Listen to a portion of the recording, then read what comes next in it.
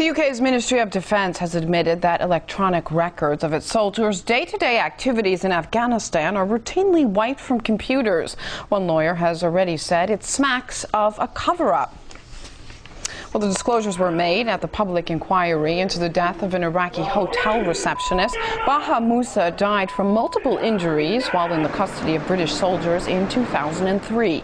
The investigation is being made harder by a lack of official records, which could confirm commander's orders or who was in position at a certain time.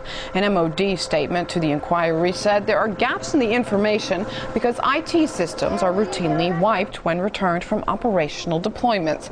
Brann from the Stop the War Coalition says that cover-ups for mishandled operations in Afghanistan may be even worse than those in Iraq.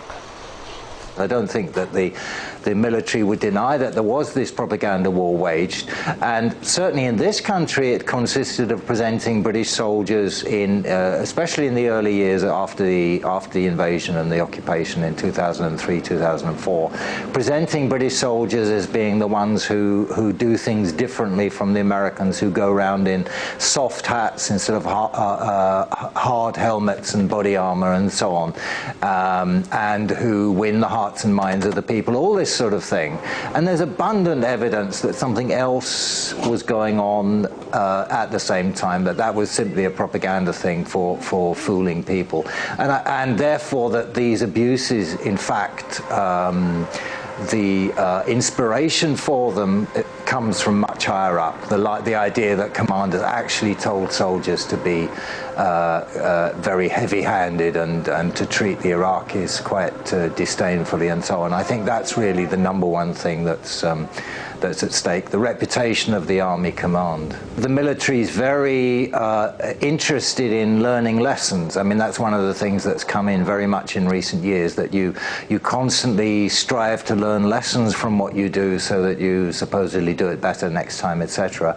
So that even for their purposes, you would think that having this potential source of information, not something that you would simply analyze completely every time you finish with it, but simply put it somewhere for future use, so that if you do an exercise or an investigation, it's potentially available. And it seems to me striking that they say that they deliberately don't do that. That in Afghanistan, things are far more chaotic, so that I think it's almost guaranteed that these things are going on in some way or another.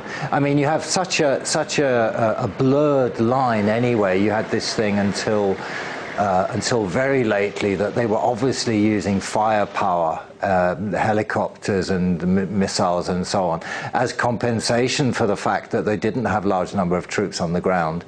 And that really seemed to be the policy, to use firepower, to use technology, which is what they do have.